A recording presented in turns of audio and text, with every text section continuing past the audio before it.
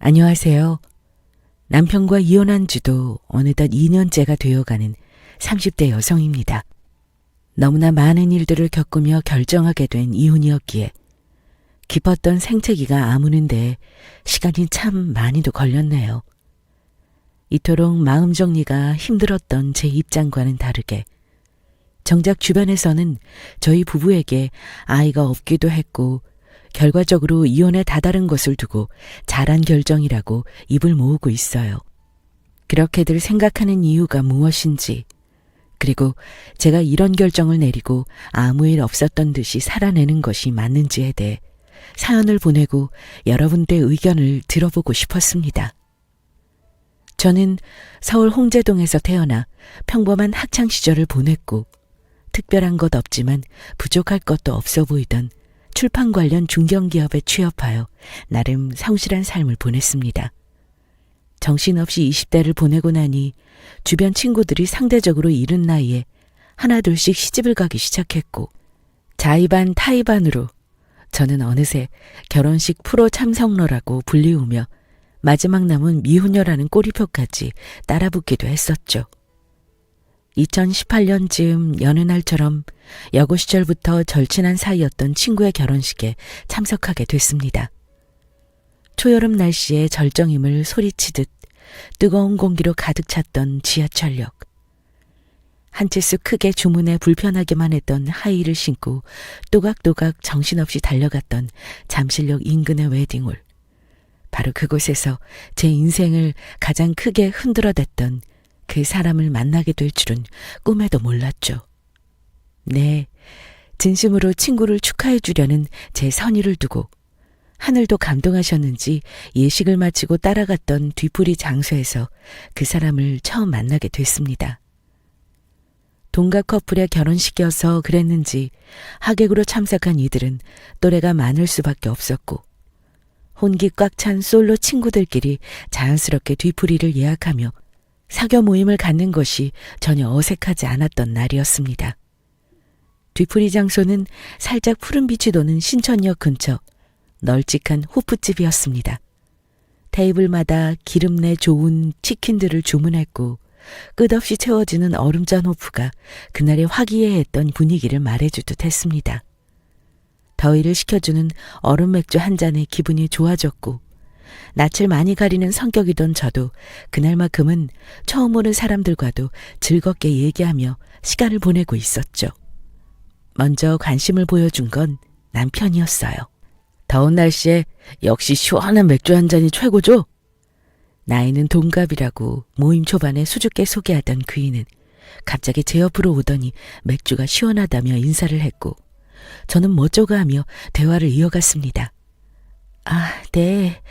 오늘 분위기도 좋고 제 소중한 친구도 결혼하고 뭔가 기쁘기도 하고 묘하게 섭섭하기도 하고 그러네요. 하는 일, 사는 곳, 취미, 관심사 등등. 두런두런 그이와 얘기를 나누며 시간 가는 줄 몰랐습니다. 인생의 가장 큰 축복이자 이벤트라는 결혼식. 그것도 친구 결혼식에 와서 이렇게 얘기가 잘 통하는 사람을 만나고 불현듯 나에게도 큰 축복이 일어나지 않을까 하는 상상까지 하게 해주는 사람. 아, 이런 뜻밖의 인연이 결혼으로 이어지기도 한다고 했지 아마? 정말 별별 생각을 하며 대화 도중 지어지는 배시시한 웃음도 한껏 자연스러웠습니다. 그때 다른 테이블 친구 무리들 사이에서 그이에게 말을 건넸습니다. 야, 너 기차 시간 다 되지 않았어? 저 자식 집에 갈 생각을 안 하네. 나는 괜찮아. 익산 가는 기차 많아. 신경 꺼. 얘기 중이니까. 네, 익산에 살던 그이는 결혼식 때문에 서울에 올라왔던 것이었고 익산에서 직장을 다니고 있었습니다. 기차 시간이 다 됐다고 알려주는 친구들에게 신경 끄라며 자리를 지켜주는 그이의 모습이 왠지 모르게 고마웠고 제 마음도 안도감이 들었어요. 채석장에서 땀 흘리며 열심히 일한다던 그 사람은 누구보다 성실해 보였고 건강한 사고방식을 가진 것 같았습니다. 몸을 쓰는 일을 하는 것이 위험하지 않느냐고 물어도 수더분하게 미소 지으며 일이 즐겁다고 말했던 그 사람. 검게 그을린 피부며 두세 겹 접힌 눈웃음까지 외적으로도 제가 꿈꾸던 이상형에 가까웠어요. 뒤풀이 이후로 주변 친구들에게 전해들은 이야기만 들어봐도 얼마나 건실한 사람이고 좋은 평가를 얻고 있었는지 쉽게 알 수 있었죠. 은근히 저희 두 사람을 밀어주는 분위기까지 만들어져서 어느새 좋은 감정을 갖고 만나는 사이가 되었습니다. 그해 여름이 채 가기도 전에 서로의 마음을 확인했고 저희는 주말을 틈타서 매주 만나게 됐습니다.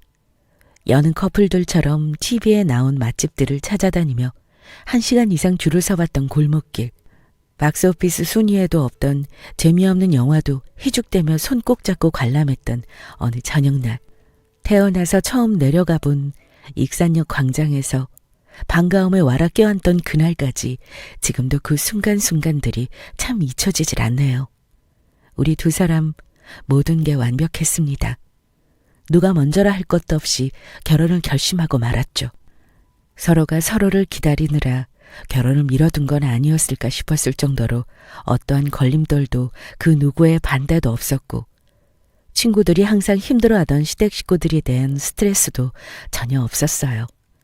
찾아뵐 때마다 친가족처럼 따뜻하게 대해주셨고 그 사람이 어쩜 그렇게 밝은 에너지가 가득했는지 얼마나 많은 사랑을 받으면서 자랐는지도 시댁 식구들을 보면 단번에 알아차릴 수 있었습니다.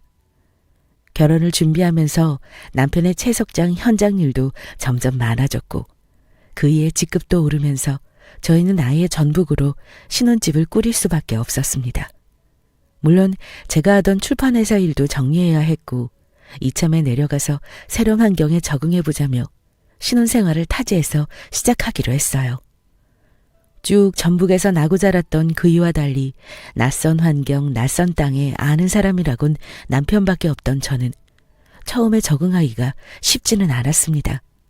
하지만 그럴 때마다 남편 친구들과 지인들이 저를 환대해 주었고 주말에는 가끔 모임도 가지며 즐거운 시간을 보내기도 하다 보니 어느새 적응하고 생활을 즐기는 저를 발견했죠. 물론 가장 큰 공은 저에게 끝없는 관심과 사랑을 내어주던 남편에게 있었습니다. 자기가 나 때문에 하던 일도 내려놓고 내려와 준 게 너무나 큰 결심이었다는 거 나 잘 알고 있어. 당신 외롭지 않게 내가 앞으로 더 잘할게. 이 동네 사는 내 친구들도 전부 좋은 녀석들이야. 같이 어울리며 여행도 가고 아 맞다. 당신이 좋아하는 갈색 푸들도 한 마리 알아볼까? 어때? 응? 살뜰하게 제 타지 생활을 살펴봐주고 걱정해주던 그이였죠. 그렇게 부족함 없이 지내던 결혼 생활이 1년쯤 돼가던 어느 날 제가 평생 겪어야 할 시련 중 가장 큰 시련이 가불이라도 당한 듯 한 번에 찾아왔습니다. 남편이 일하던 채석장 조합장님께 걸려온 전화를 받고 이성을 잃은 채로 전북대학교 병원 응급실을 향했던 그날이 아직도 선명하네요. 누가 봐도 큰 사고라는 것을 직감할 수 있었고 눈물이 앞을 가려 제대로 걸을 수도 없었습니다. 응급실 앞에서 남편 얼굴도 제대로 보지 못한 채 발만 구르던 절 두고 조합장님께서 입을 떼어 말하셨어요. 채석 현장 장비에 다리가 끼인 사고입니다. 너무나 끔찍한 사고였고 재수 씨도 심려가 깊으실 걸로 압니다. 하지만 이만하기를 정말 다행이라는 생각도 듭니다. 저희들은 워낙 많은 사고를 접하다 보니 목숨을 잃는 경우도 많이 봐왔거든요. 사실 1년 남짓한 결혼 생활 동안 남편이 당신 일하는 곳으로 오지 못하게 하기도 했고 현장을 단 한 번도 본 적이 없던지라 생각보다 더 위험한 환경에서 일해왔다는 사실에 또 한 번 놀랐습니다. 일단 남편의 몸이 뭔지 몰라도 무시무시한 장비에 끼었다는 아주 큰 사고는 상상만으로도 끔찍했고 참을 수 없는 아픔이 밀려왔습니다. 그나마 목숨을 건진 것이 다행이라니. 다행이라는 말을 이런 상황에 쓸 수 있는지에 대한 생각도 들었죠. 그렇게 한 달가량 입원 상태로 여러 차례 수술과 치료를 반복했고 심한 염증과 골절로 시작됐던 부위가 생각보다 경과가 좋지 않아 급기야 두 다리를 모두 절단해야만 하는 상황에 이르렀습니다. 생각지도 못했던 결정을 해야 했던 그날 밤, 저와 부모님들은 곁에서 펑펑 울며 서로를 끌어안았습니다. 그렇게 남편의 장비 사고는 두 다리 절단이라는 슬픔으로 저희 가족을 돌연 삼켜버렸고, 달콤한 신혼생활도 잠깐, 저희 부부의 하루는 병실에서 꼬박 3끼를 챙겨 먹으며 서로를 다독이고 응원하며 곁을 지켜주는 것이 우선이었습니다. 그게 제가 해줄 수 있는 전부였죠. 미안해, 여보. 내가 무슨 말을 해야 할지 모르겠어. 우리 예쁜 아기도 낳아야 하고 못 가본 해외여행도 같이 가야 하고, 맞다, 이번 겨울엔 평창으로 스키장도 가기로 했었는데 내가 이렇게 돼서 해줄 수 있는 게 없네. 힘없이 울먹이며 말하는 남편의 모습에 저도 울음이 터지고야 말았습니다. 그깟 해외여행, 스키장 다 필요 없어. 얼른 퇴원해서 나랑 같이 재활기 연습도 하고 다시 살아내면 돼. 아무 걱정하지 마, 여보. 남편에게 힘이 되고 싶었습니다. 두 다리를 절단하며 같이 끊어내려진 것 같던 우리의 미래에 대해 절망을 거들고 싶지 않았거든요. 양 다리를 절단해버렸기 때문에 퇴원하기 전 재활기를 착용하는 법을 배웠고, 당장은 아니더라도 나중을 위해 필요한 것들을 챙겨서 치료를 받았습니다. 지방이라 근교의 재활병원도 변변치 않아 집에서 왕복 1시간 정도 걸리는 곳을 오가며 꾸준히 의족 상담과 재활치료를 받았고, 익숙지 않았던 휠체어를 두고 사용법을 익히는 데에도 수개월이 걸렸죠. 물론 저도 휠체어를 밀어주고 끌어주는 연습을 하는데 꽤 많은 시간과 노력이 필요했습니다. 그렇게 남편의 아픔과 절망을 덜어내며 부침도 많았지만 견딜만 했습니다. 생계에 대한 두려움이 밀려왔고, 다행히 서울에 근무했던 출판회사 친했던 본부장님을 통한 소개로 모 학습지 영어 파트 일을 시작할 수 있었습니다. 경력 단절 여성이 타지까지 와서 이 같은 기회를 얻은 것도 쉬운 일은 아니라며 자신을 다독였고, 시간이 흐를수록 일에 대한 자신감도 불어갔습니다. 물론 이 같은 상황 속에서 친정은 저에게 이혼을 고민해보라는 듯한 얘기도 종종 하셨죠. 부모의 마음이라는 게 딸 자식 하나 있는 거 시집간다고 내려보냈더니 남편이 양다리를 절단하고 당장 생계 위협 때문에 해보지도 않았던 일을 하며 살아내고 있는 상황이 탐탁치 않으셨으리라 생각됩니다. 저는 그때마다 저희 부모님을 설득하며 씩씩하게 살겠다고 다짐했습니다. 남편과 한 약속도 있고 저도 책임감 있는 아내가 되고 싶다는 말을 반복했던 것 같아요. 하지만 저의 고됨과 아픔은 그때 즈음부터 시작이었습니다. 이제 재활치료 때만 아니면 온전히 집에서만 지내게 된 남편이 저에 대해 많은 것들을 문제 삼아 시비를 걸고 의심을 하는 것입니다. 퇴원 직후에는 분명 그러지 않았는데 퇴근하고 늦은 시각 집에 가는 날이면 어김없이 저를 퉁명스럽게 대했고, 몸이 불편해 집에만 있는 남편이 받는 스트레스를 생각해서 참자고 버티기도 해봤지만 그 강도는 점점 세지기만 했습니다. 처음엔 물론 당황스러웠죠. 그토록 고맙고 미안하다며 옆에만 있어달라던 남편이 어느 순간부터 짜증과 시비로 점철된 말들만 내뱉었고, 제가 하는 일에 대해서도 불만스러움을 내비치곤 했었으니까요.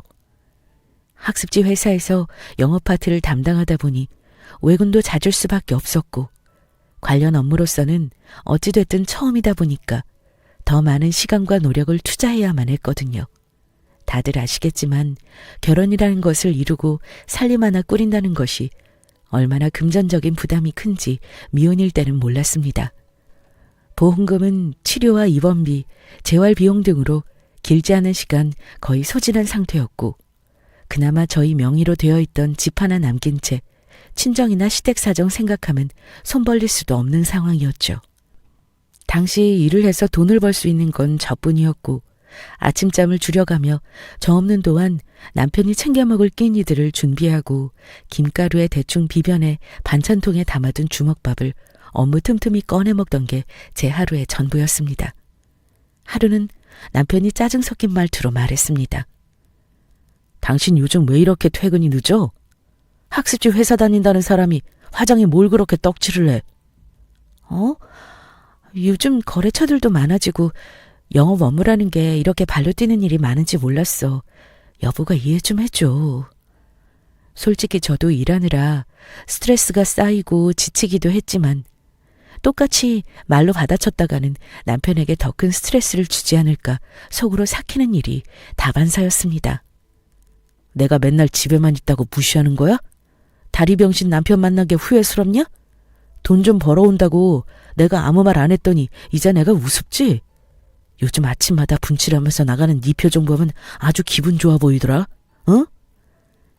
남편의 폭언으로 시작되는 출근길은 정말 힘들었습니다.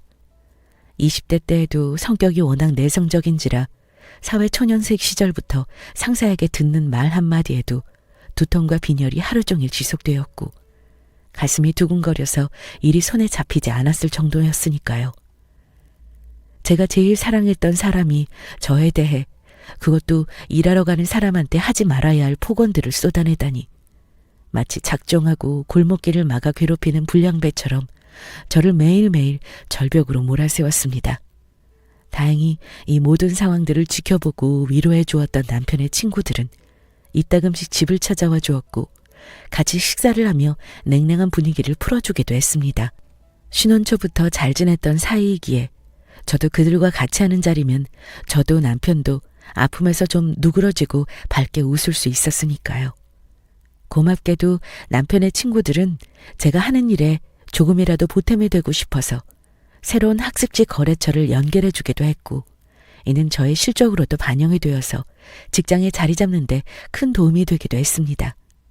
그래, 남편이 저렇게 될 줄 누가 알았겠어. 나보다 그이가 더 힘들 테고 다행히 이렇게 도와주는 분들도 많으니까 조금만 더 힘내보자 라며 제 자신을 다독였습니다. 하지만 이런 상황도 얼마 가지 않아서 제 남편의 의심이 폭발하는 계기가 있었습니다. 바로 제 생일날이었는데요. 원래도 생일을 대수롭지 않게 여기던 성격이었기에 그날도 별일 없이 하루를 보내리라는 마음을 갖고 있었습니다. 마침 조기 퇴근을 하던 날이라 남편과 함께 저녁이라도 먹어야겠다는 생각에 스케줄을 맞춰보려 했지만 남편의 추적 정밀 검사가 오후 5시까지 잡히는 긴 시간이어서 어느 정도 저에게 빈 시간이 생겼던 날이었죠. 생일을 기념한 저만의 여유 시간? 같은 느낌도 들고 나쁘지 않았습니다. 그때 남편의 친한 친구한테 연락이 왔습니다. 종종 식사도 술 한잔도 같이 어울려 했던 사이라 어색함은 없는 사이였고 노총각 신분이지만 성실하게 자기 카센터를 운영하며 제가 영업일을 하며 차에 대한 도움이 필요할 때 누구보다 나서서 잘 도와주는 친구였어요. 나이도 같으니 친구처럼 지냈던 것도 당연하고요. 제 생일을 기억하고 있던 친구는 저녁이라도 같이 먹자며 연락을 해왔습니다. 아니 생일인데 뭐해? 셋이 같이 저녁이라도 먹을까? 나도 오늘 시간 비는데. 어머, 내 생일을 기억하고 있었던 거야? 너무 고맙네. 근데 오늘 남편 검사가 좀 길게 잡힌 날이어서 오후 6시 정도에 우리 집으로 오면 어때? 셋이 저녁 같이 하면 좋을 것 같은데. 남편 친구는 흔쾌히 제안을 허락했고 저도 저녁거리며 남편 겨울내이며 간단히 쇼핑을 하고 귀가하려던 참이었습니다. 사건은 그때였습니다. 검사를 마친 남편을 픽업하려고 병원으로 향했고 차에 탄 남편은 시종일관 아무 말도 없이 또 뭐에 화가 난 티를 냈었죠. 알고 보니 자기 친구한테 이미 연락을 받은 상태고 자기의 허락 없이 집에 초대했다는 것에 섭섭해하는 모양이었습니다. 늘 그이가 서운해하는 포인트와 화를 내는 포인트는 알고 있었기에 저도 눈치껏 상황을 읽어낼 수 있었죠. 당신한테 미리 말 못한 거 미안해. 그치만 오늘 내 생일이라고 우리 셋이 밥 한 끼 하자는 걸 거절할 수가 없었어. 잠자코 듣고 있던 남편은 누군 생일 챙길 줄 몰라서 안 하는 줄 아나. 심드렁한 그의 말에 저는 또 콧등이 시큰해졌고 가슴 한구석이 답답해오는 느낌이 들어 달리는 차에 창문을 살짝 내리고 큰 숨을 한껏 내뱉었던 기억이 있습니다. 결국 셋의 저녁 식사는 무사히 마쳤고 별탈 없이 기념이랄 것도 없이 제 생일은 조용히 지나가나 싶었습니다. 하지만 남편의 친구가 돌아간 직후 갑자기 소리치며 저에게 삿대질을 하는 남편. 너 아주 오늘 작정하고 내 친구한테 웃음을 흘리더라? 어? 오랜만에 그렇게 남자 만나니까 아주 신났냐? 여보, 그게 무슨 소리야? 저는 그 한마디에 울음이 터져 나왔습니다. 어떻게 사람이 이렇게 변할 수가 있지? 나에 대한 생각은 왜 전혀 하지 않는 거지? 괜시리 생일이어서 그런지 더 서럽고 분해서 폭언을 뱉는 남편에게 저도 큰 소리를 치고 싶었으니까요. 당신이 요즘 들어 작정하고 나한테 하는 말들이 얼마나 나에게 상처인 줄 알아? 당신 힘든 거 누구보다 잘 알아. 하지만 나도 그만큼 같이 힘들고 지친다는 걸 알아줬으면 좋겠어. 같이 버텨보자고 약속했잖아. 대체 나한테 뭐가 그렇게 불만이야? 잠자코 듣고 있던 남편은 흥분이 좀 가라앉았는지 방문을 쾅 닫고 들어가 버렸습니다. 30분쯤 저도 거실에서 멍하니 앉아 있었고 냉랭했던 분위기가 잦아질 때쯤 혼자 휠체어에서 내려앉는 것도 불편할 텐데 잘 몸은 뉘었는지 궁금해 방문을 열어보니 방바닥 한쪽 구석에서 웅크리고 잠이 든 남편을 볼 수 있었죠. 네, 이런 일이 한두 번 있었으면 저도 제 다짐한 일이 있고 그 일을 진정으로 사랑했기 때문에 견뎌볼 만했다고 생각했을 겁니다. 하지만 이와 같은 사건들이 한동안 계속 지속됐고 제 상처는 깊어졌습니다. 입에 담기도 힘든 말과 정서적인 괴롭힘, 자기 힘들어서 죽고 싶다고 소리칠 때마다 이 세상이 끝나는 것만 같았거든요. 얼마 지나지 않아 저희가 이혼할 수밖에 없었던 큰 사건은 따로 있었습니다. 크리스마스가 가까워져 거리마다 캐롤이 울려 퍼졌고 남들 반의 반만큼이라도 따뜻한 연말을 보내고 싶다는 소망을 접어두며 또 한 해가 지나는구나 싶던 겨울 어느 날이었어요. 저희가 처음 만났던 그때 그 결혼식장 뒤풀이에 함께했던 친구들이 연말을 맞아 저희 집으로 먼 길을 찾아오게 됐습니다. 하지만 저는 그들이 찾아온다는 것에 크게 반가워할 수는 없었어요. 일단 제 남편의 두 다리를 잃은 모습을 보이는 것에 저나 남편 모두 상실감이 컸고 굳이 힘든 모습을 보이고 싶지 않았습니다. 그리고 또 다른 이유는 그 무리 중에 사실 저와 썸 관계가 있었던 남성이 있었거든요. 물론 남편이랑 본격적인 연애를 하기 전의 일이었죠. 서울에 살던 그와는 남편과 만남을 시작하면서 아예 연락을 끊고 지냈고 그와 잠깐의 썸을 탔던 시절의 이야기는 짤막하게나마 남편도 이미 알고 있었습니다. 그랬던 그가 찾아온다니 요즘 저에게 모진 말을 내뱉는 남편의 상황을 떠올리면 그들이 다녀간 뒤 또 얼마나 저를 몰아세우고 의심병이 심해질지 안 봐도 비디오였습니다. 물론 이 같은 염려는 제 개인적인 사견일 뿐 진심으로 우리 부부를 걱정해주고 위로해주기 위해 찾아온다는 선의는 무시할 수 없었고 저도 진심으로 고마운 마음이 들었습니다. 집으로 방문해준 친구들과의 식사 자리는 제법 순탄했습니다. 걱정했던 남편의 말과 행동은 다행히 벌어지지 않았고 되려 제 과거 썸남을 포함한 친구들과 웃으며 대화하고 고마움을 표현하는 남편의 모습을 볼 수 있었어요. 저에 대한 모습과는 사뭇 달라서 마치 다른 사람이 앉아있는 것 같았답니다. 이러나 저러나 다행이라고 가슴을 쓸어내리며 잠시나마 따뜻하고 행복한 시간을 보냈던 것 같습니다. 썸을 탔던 그 친구와는 깊은 관계도 아니었을 뿐만 아니라 제가 확실하게 관계를 정리하고 저희 남편을 선택했기 때문에 후회도 없었고요. 여하튼 간만에 갖가지 추억 얘기들로 꽃을 피웠던지라 친구들을 보내고 난 뒤 온몸에 긴장이 풀리고 피곤함도 몰려왔습니다. 바로 그때였어요. 남편은 무엇에 그리 화가 났는지 괴성을 지르며 손에 잡히는 대로 집안의 집기들을 던지기 시작했습니다. 순간 머리가 띵해져 오는 두통과 함께 숨은 가빠져 왔고 너무 놀란 마음을 진정시키기 어려워 남편을 말릴 생각도 못했죠. 왜 그래 여보? 진정해. 몸도 불편한 사람이 왜 또 그래? 뭐? 불편한 사람? 그래. 너 말 한 번 잘했다. 그냥 네 남편 장애인이라고 부르지 그래? 너같이 위선 떠는 년들 남편 위하는 척 장애인 남편 잘 보는 척 가식적으로 행동하는 거 역겨운 거 알아? 저는 또 참았던 눈물이 터졌습니다. 저랑 눈 한 번 마주치지 않고 어쩜 그렇게 심한 말들을 내뱉던지. 여보, 당신 무슨 말을 그렇게 해? 울어? 그렇게 서럽고 억울하면 이혼해. 이혼하면 되잖아. 내가 언제 너한테 먹여 살려달라고 한 적 있어? 너 같은 년이 벌어다 주는 돈으로 집구석에 처박혀서 밥이나 축 내는 나는 뭐 마음이 편한 줄 알아? 더 이상 대화가 되지 않겠다 싶었던 저는 일단 집에서 빠져나왔습니다. 그냥 남편이 있는 집이 아닌 어딘가로 멀리 떠나고 싶다는 마음도 들었고, 사실 소리치며 쏘아대는 폭언들을 듣고 있자니 적잖은 위협도 느꼈거든요. 운전할 정신도 아니어서 그냥 보이는 길로 계속 걸었던 기억이 납니다. 내 인생 대체 어쩌다가 이렇게 고달프고 힘들게 된 건가? 누굴 원망해야 하나? 결혼은 비로소 내 가족을 갖게 되는 축복이라던데 내 축복은 어쩌다가 사라져버린 것인가? 갖가지 생각을 하며 그날만큼은 죽을 만큼 고통스럽고 한스러웠습니다. 사실 친정에 알리고 싶기도 했지만 알리지 않았어요. 그냥 제 책임감으로 버텨야 한다는 생각에는 변함이 없었고, 괜히 서울에 계신 부모님께 말씀드렸다가는 안 그래도 짊어들이고 있는 짐을 더 무겁게만 하는 것 같은 생각이 들었기 때문이죠.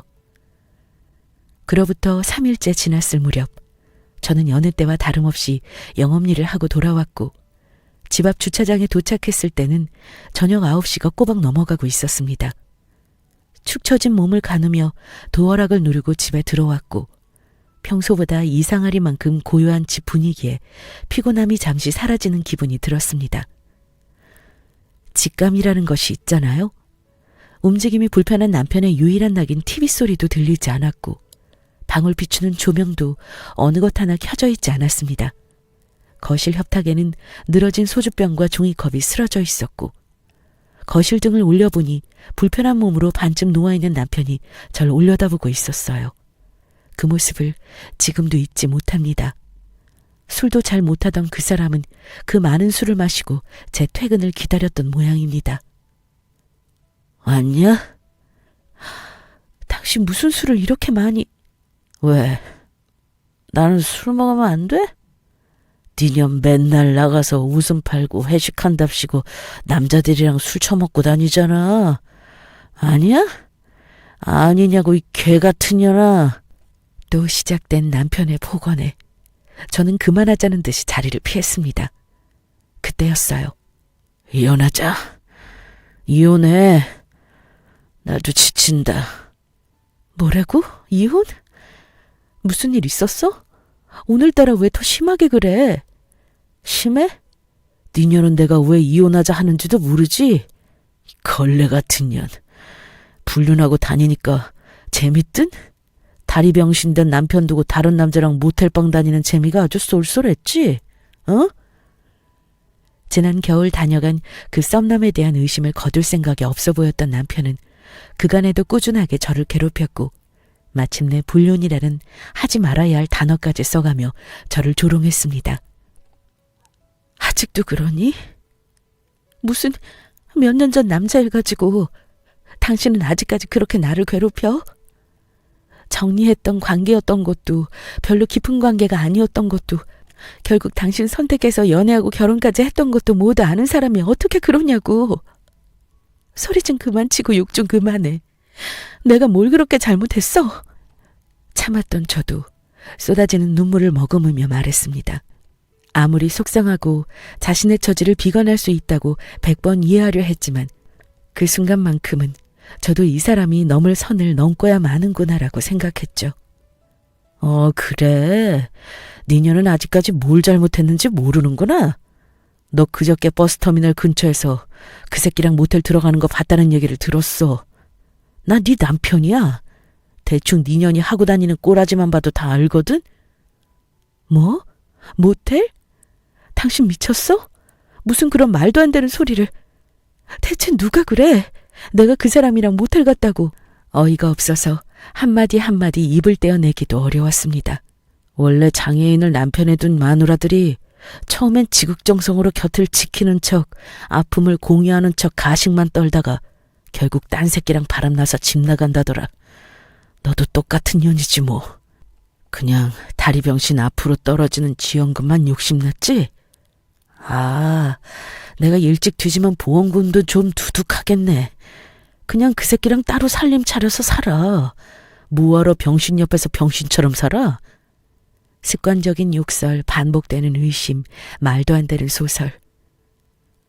이 사람이 이젠 정신적으로도 아픈 건 아닌지, 왜 나는 이런 모욕적인 말을 들으면서도 나보다 저 사람만 걱정하고 있는지 답답했고 서글펐고 상황이 나아질 기미는 전혀 보이지 않았습니다.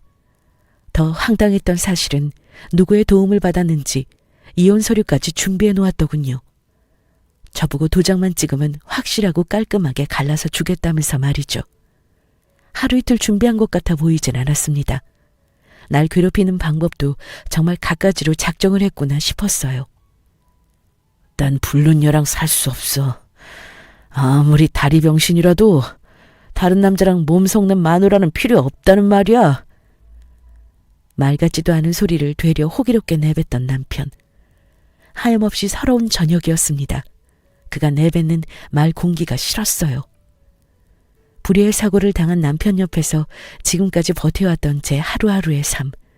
서울에서 모든 걸 포기하고 내려와서 부푼 마음으로 시작했던 타지 생활. 앞으로 행복할 일만 남았다며 같이 소파를 옮기던 우리 두 사람. 모르겠어요. 그 순간에는 마냥 눈물만 흐르고 이 세상에 저 혼자만 남겨진 것 같은 기분이었죠. 당장 이혼하자며 서로를 들이밀던 남편은 제가 알던 그 남자가 아니었으니까요. 제가 너무 힘들게 지내고 있는 걸 아시기에 이혼하라고 권유하는 것도 어느새부터 눈치 보며 멈추신 부모님 생각도 났고, 하루 11시간씩 죽어라고 일을 해도 꾸준한 생활고에 시달리는 지금의 삶이 지치기도 했고, 저는 그냥 고약한 사람이 되기로 결심했습니다. 두 다리를 잃은 남편을 두고 떠나가는 아내로 손가락질을 받을지언정 지금의 남편에게 입에 담기 힘든 모욕적인 폭언을 들으며 고통받는 것보다 낫겠다는 생각이 들더군요. 다음 날 아침 해가 뜨자마자 남편에게 말했습니다. 조, 그 이혼 서류. 당신 생각이 그렇다면 이혼해 줄게. 이혼 어려운 거 아니야. 너무 쉽잖아. 여기에 도장만 찍으면 되는 거. 제가 강하게 몰아붙이자 어제와는 다르게 약간 놀란 듯 남편은 멈칫하는 모습을 보였습니다. 그래. 진즉에 그럴 것이지. 불륜하니까 막 그렇게 다른 남자 만나니까 씨펄. 그래서 그런 거야. 후회도 미련도 없었어요. 그 길로 가정법원에 이혼 서류를 제출하게 됐죠. 그런 상황에 다다를 때면 신기하게도 주변 인맥의 도움으로 일이 척척 잘 진행되더군요. 적은 돈이었지만 다음 분기 남편 재활기를 바꿔주기 위해 모아두었던 돈을 이혼하는 데에 쓸 줄은 꿈에도 몰랐습니다. 저희의 이혼은 양가 부모님들에게도 그다지 큰 충격은 아니었어요. 당연히 친정에서는 자식도 없었던 저희가 하루빨리 갈라서서 제가 조금이라도 편한 삶을 살길 바라셨고, 시어르신들 역시 당신들 아들 불편한 몸 때문에 하나밖에 없는 며느리 불행하게 올가 묶어둔 건 아닌지 늘상 저를 염려해 주셨던 분들이었거든요. 두 다리를 잃은 남편 곁에서 그래도 꽤 오랫동안 잘 버틸 수 있었던 건 그런 좋은 시어르신들 때문이기도 했습니다. 이혼이라는 판결을 최종적으로 확인하고 돌아오던 길에 법원 앞 벤치에 앉아서 숨을 돌렸던 기억이 납니다. 양가 부모님들이 따뜻하게 앉아 미소 지으시던 우리의 결혼식이 떠올랐어요. 많지도 적지도 않았던 하객분들 모셔놓고 수줍게 손바닥을 내보이며 평생 함께할 것을 약속했던 우리. 그때의 두 사람은 진짜 행복해 보였을 텐데 말이죠. 지금은 그 사람과 다시는 눈을 마주보며 설 수조차 없게 된 현실이 체감되어 뜨거운 눈물이 흘러내렸습니다. 그날따라 차디찼던 찬바람 기운에 제 뺨이 더욱 시리기도 했습니다. 어느 날보다 후련했고 어느 날보다 시원했지만 제 생에 가장 아팠던 날이었어요. 그 사람과 남남이 되고 저는 다시 서울로 올라오게 됐습니다. 하루하루가 지옥 같았던 그때와 달리 혼자 되어 올라온 서울 생활은 쏜살 같은 시간이 흐르더군요. 결혼 전 재직했던 출판회사에서 다행히 다시 업무 복귀를 허락해 주셨고 서툴렀지만 예전의 감을 되찾아갔습니다. 경력 단절녀에서 경력 연장녀로 자리를 잡았다는 생각에 점점 밝아지는 제 모습을 발견하기도 했어요. 그때는 세상과 더 어울리려고 노력했던 것 같아요. 동료들과 함께 점심 후 커피도 즐겨보고 실없는 농담을 주고받으며 소리내어 웃어보기도 했고 주말 저녁 심파로 가득한 막장 드라마를 보며 시간을 축 내어보기도 했습니다. 홀가분해진 일상이 참으로 여유롭고 편했지만 그래도 아직 가슴 한켠에는 그 사람의 빈자리가 남아있는 것 같다는 생각이 들기도 했던 것 같아요. 그렇게 지낸 시간이 어느덧 2년이 되었습니다. 법으로 완전히 갈라졌다 한들 저는 남편의 근황이 걱정되기도 했고 그 사람이 어떻게 지내는지 궁금하기도 했습니다. 2년 동안 남편의 소식을 알아보고자 연락을 취해봤지만 그 사람은 전화번호를 이미 바꾼 상태였고 시어른들은 제 연락을 끝내 받아주시지 않았어요. 그렇다고 기차 티켓을 끊어 내려가 보자는 행동력까지 발휘하기에는 용기가 나지 않았습니다. 어쩌면 그 사람과 그의 가족들이 저와의 완벽한 이별을 돕는 것이 마지막 저에게 내어준 배려라는 생각까지 들었죠. 시간이 지나니 매일매일 쏟아내던 남편의 험한 폭언들도 제 머릿속에서 어느새 잊혀지게 되더군요. 그리움인지 미련인지 동정인지 모를 복잡한 감정들이 뒤섞여 제 머릿속을 둥둥 떠다닐 때쯤 전 충격적인 연락을 한 통 받게 되었습니다. 주말 약속도 없고 외출하기도 무료했던 토요일 오후 모르는 번호로 영상 파일 하나가 들어왔는데요.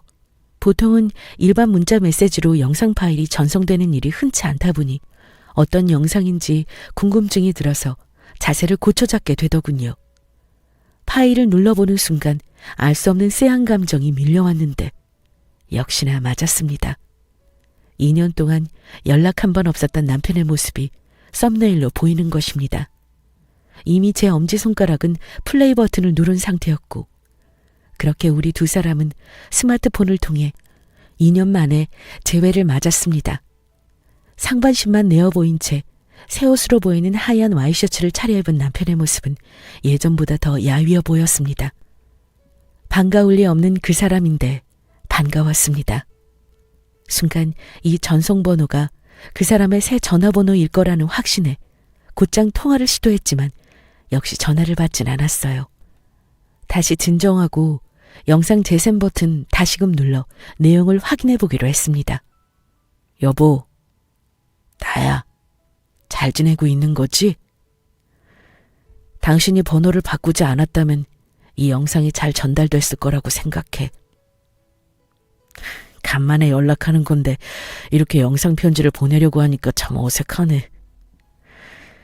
우리 연애했을 시절 이런 영상통화도 꽤 했던 것 같은데 그러네. 그때 당신 참 예뻤는데 말이야. 새로 산 볼터치 색깔이 복숭아색 같지 않냐며 새침하게 물어보던 발그레한 당신 얼굴 생각난다. 그럴 때마다 난 잘 익은 대추 같다고 놀렸었잖아. 그렇게 꾸미는 거 좋아하던 사람이 불편해진 내 몸 돕고 간수하느라 화장할 시간도 없이 나 먹여 살리느라 정말 바빴었지. 저번 주에 당신이 계약해줬던 3년짜리 재활치료가 모두 끝이 났어. 중간에 관두고 싶었던 날도 많았고 가망도 희망도 없는 미래를 두고 피땀 같은 당신 돈 길바닥에 버리고 있는 건 아닌지 헛헛한 마음도 있었어. 그저 당신 생각하면서 고마움에 하루하루 잘 버텨내고 있었어. 힘들게 번 돈으로 계약해준 이 3년을 얼마나 꼬박 기다리며 채웠는지 몰라. 이 영상을 보고 있는 당신, 나 되게 낯설겠다. 그치? 그렇게 당신한테 모욕적인 말들로 불륜녀라고 윽박지르질 않나. 힘들게 일하고 퇴근한 당신에게 가시돋친 말들로 상처를 줬던 일들이 수도 없이 많았었잖아. 나 그거 다 기억하고 가슴 깊이 묻어두고 있었어. 사실 이제야 얘기하지만 당신과 좀 떨어지고 싶어서 일부러 그랬어. 믿기지 않겠지만 진심이야. 참 그렇더라. 그렇게 예쁘고 젊고 싱그럽던 사람이 무슨 죄를 지어 나 같은 놈이랑 결혼하겠다고 시골까지 내려왔으며 절대 고생시키지 않겠다고 약속했던 나는 결국 2다리까지 잃게 됐잖아. 다시는 당신을 꽉 안아줄 수도 없었고 바다를 그토록 좋아하던 당신에게 바다 보러 떠나자는 말도 할 수 없었고 남들처럼 마트에서 카트를 끌어주는 자상한 남편이 돼줄 수도 없었어. 모든 게 불가능해졌지. 그런 나를 또 돌보겠다고 밤낮으로 일하고 평생을 저당 잡히게 된 당신의 처지가 나는 참 딱했거든. 그저 죄스러운 마음으로 매일 밤을 울었던 것 같아. 당신에게 소리치고 욕하고 모욕을 주어 내게서 떠나도록 만드는 방법이 내가 할 수 있는 최선의 선택이었어. 입으로는 당신에게 욕을 했지만 그 순간들마다 마음속에서는 미안해, 용서해줘. 나에게서 달아나줘를 수없이 대뇌었던 것 같아. 어찌됐든 당신이 나와 이혼하고 서울로 돌아가게 되면서 내 마음은 한결 후련해졌어. 다시 일도 시작했을 거라 상상했고 나보다 더 나은 놈 만나서 다시 행복을 되찾았으면 좋겠다는 생각도 들었어. 그냥 당신이 하는 모든 일들이 나와 있었던 시간보다 나아졌으리라 믿었어. 아, 맞다. 나 종교 없는 거 알지? 그래도 진심으로 당신의 행복을 기도했어. 원래 사람이 아프고 불우한 처지가 되면 마음이 약해진다더니 내가 꼭 그런 것 같네. 요즘 왜 이렇게 눈물이 많아지는지 원. 아무튼 이제라도 더 행복해지기 위해 노력하는 사람이 되길 바래. 나 같은 놈이 이제 그만 잊어버리고 새로운 삶을 살아줘. 이 영상 편지의 핵심은 그거야. 날 잊어달라는 얘기를 하고 싶었어. 이거 찍으려고 새 옷도 사 입었는데 어때? 우리 엄마한테 부탁했는데 여전히 내 취향을 모르네. 우리 엄마도 많이 늙어서 그래. 그래도 나름 밝아 보이고 좋지 않아? 당신은 찰떡같이 내가 좋아하는 셔츠 잘 사다 줬는데 카라넥 좁은 거 싫어했던 거 기억나지? 맨 처음 서울에서 나와 눈인사하며 맥주 한 잔 기울였던 그날, 그 이전에 당신으로 다시 완전하게 돌아가줬으면 해. 싱그럽고 꿈 많던 서울 아가씨로 새 출발하기를 부탁하고 기원할게. 궁상이 너무 길었다. 내가 지금 무슨 말들을 했는지도 모르겠네. 그래도 영상은 언제든 돌려볼 수 있으니까 그게 매력인 것 같다. 그럼 여기까지만 녹화할게. 나 많이 아끼고 돌봐줘서 고마웠어. 잠깐이나마 평생을 약속해줬던 사람이 있었다는 것도 내 인생에 정말 큰 의미였어.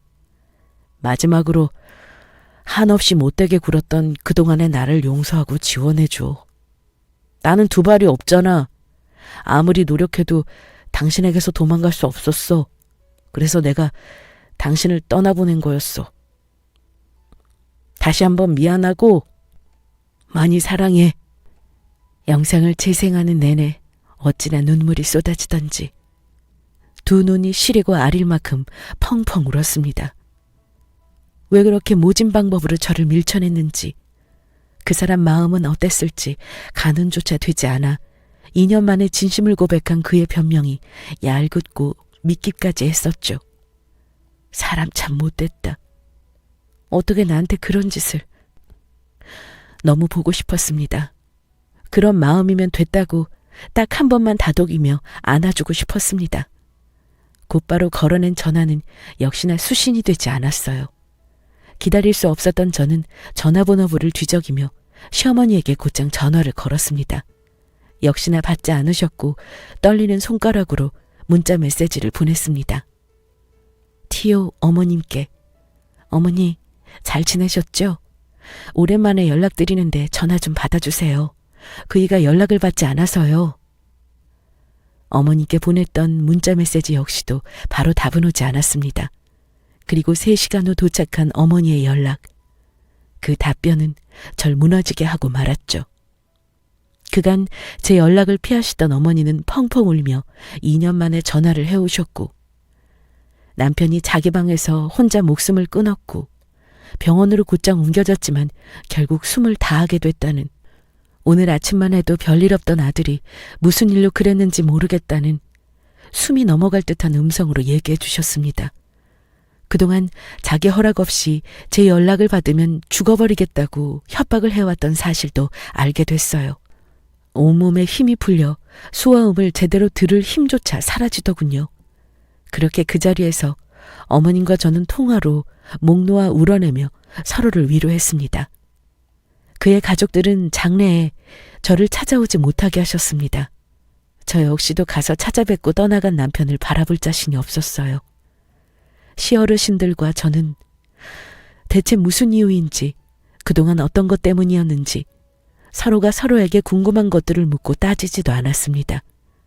황망하게 떠나간 남편은 본인의 고향 외곽에 있는 납골당에 자리하게 됐고, 주말 휴무를 맞이하여 조용히 그를 찾아갔어요. 그 사람이 재활치료를 마치면 입고 싶다고 했던 카라넥 넉넉한 화이트 셔츠를 하나 사들고 갔더랬죠. 그 사람 앞에 놓아주고 돌아오던 길, 기차에서 하염없이 눈물이 흐르더군요. 끝까지 그렇게도 모질고 배려 없는 사람이라니. 그토록 아팠다면, 그만큼 힘들었다면 끝까지 절 붙잡고 표현하고 위로받지 그랬냐고 꼭 전해주고 싶었습니다. 지금도 어느 옷가게에서 잘 다려진 하얀 셔츠만 보게 되면 자연스레 그 사람이 떠오릅니다. 두 발이 없던 남편은 걷지도 못하게 됐다며 그토록 엄살을 부리더니 이제는 제가 잡을 수도 없을 만큼 아주 멀리 떠나갔네요. 앞으로도 그 사람 목까지 가치 있는 하루하루를 살아내는 것, 앞을 향해 잘 걸어내어가는 것이 제 목표인데요. 이렇게 사연을 써내려가며 저 역시도 위로를 많이 받았습니다. 저 앞으로 다시 잘 살아낼 수 있을까요? 여러분들의 격려와 응원을 듣고 다시 또 씩씩하게 나아가 보려고 합니다. 지극히 사적인 제 이야기들 긴 시간 들어주셔서 진심으로 감사드립니다.